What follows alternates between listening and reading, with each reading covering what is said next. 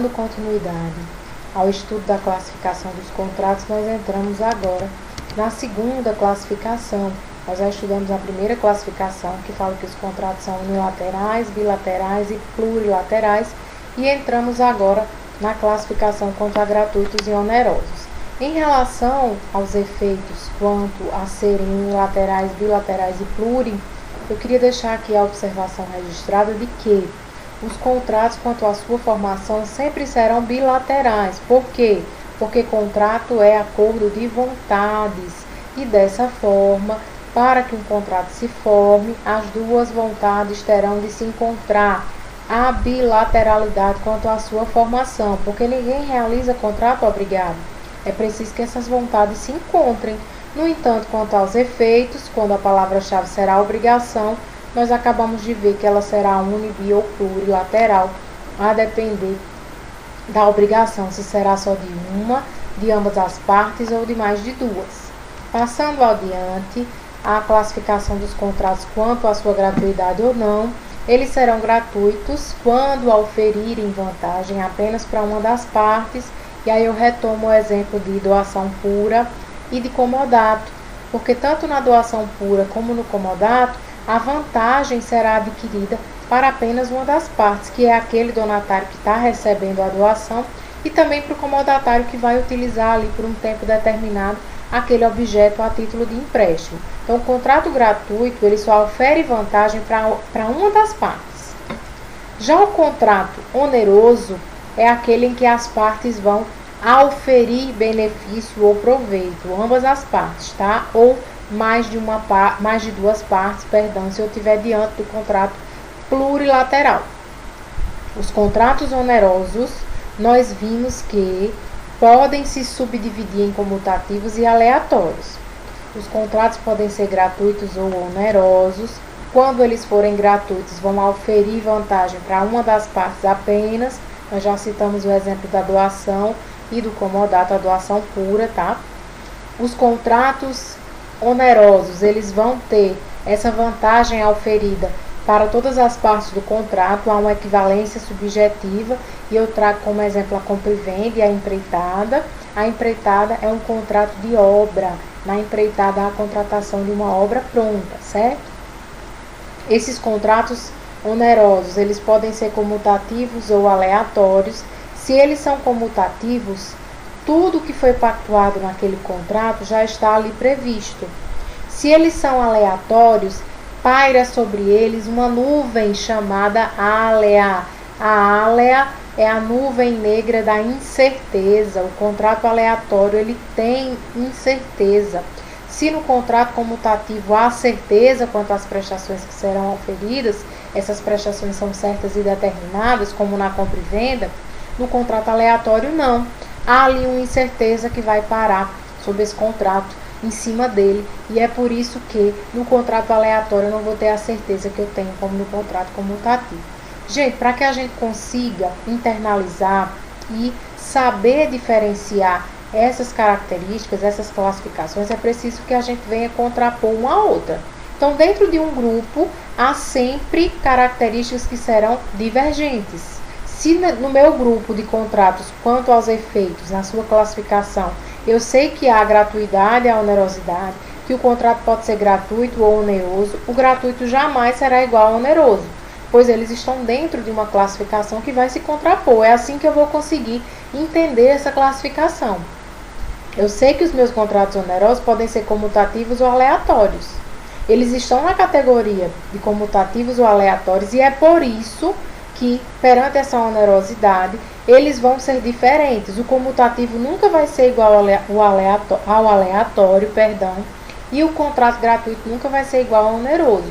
Eu preciso fazer essa contraposição, eu preciso opor esses conceitos para que eu consiga interpretá-los.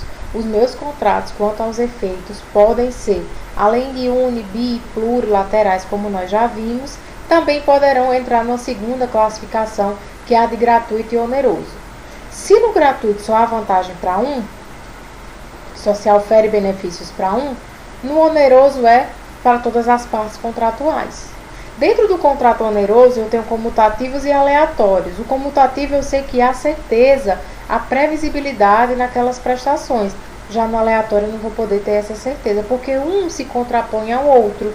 Alea significa incerteza. Os meus contratos aleatórios, onde tem ali a incerteza como marca, eu vou ter aleatórios por natureza e eu vou ter acidentalmente aleatórios.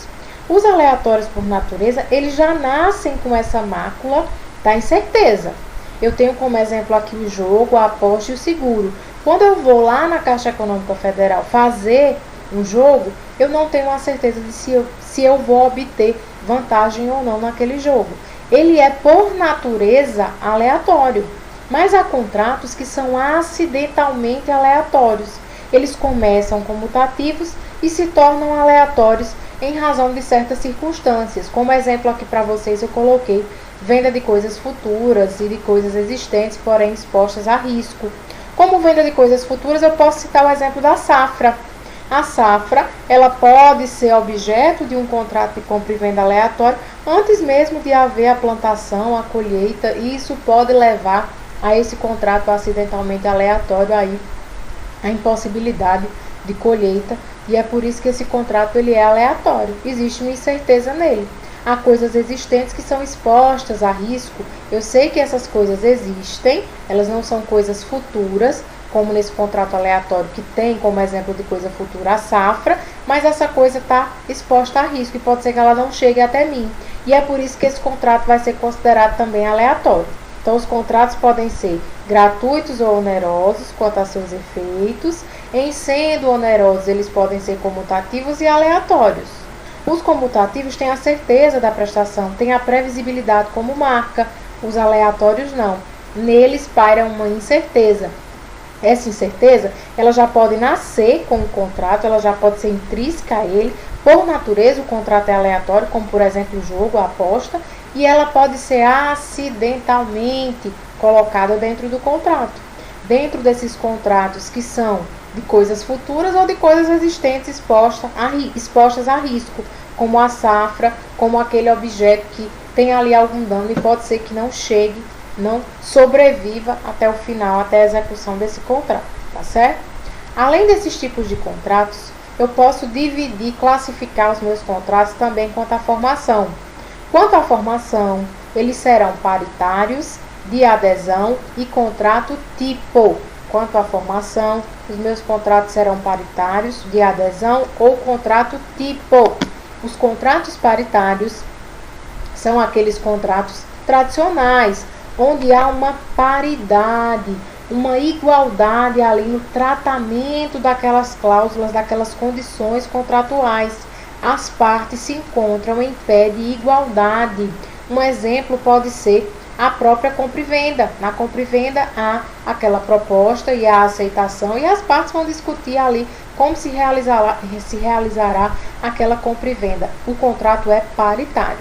Já no contrato de adesão, eu não tenho a liberdade da paridade lá do contrato paritário, porque é uma preponderância da vontade de um dos contratantes, que é o que elabora todas as cláusulas. Como exemplo de contrato de adesão, eu tenho o consórcio, o seguro, o transporte.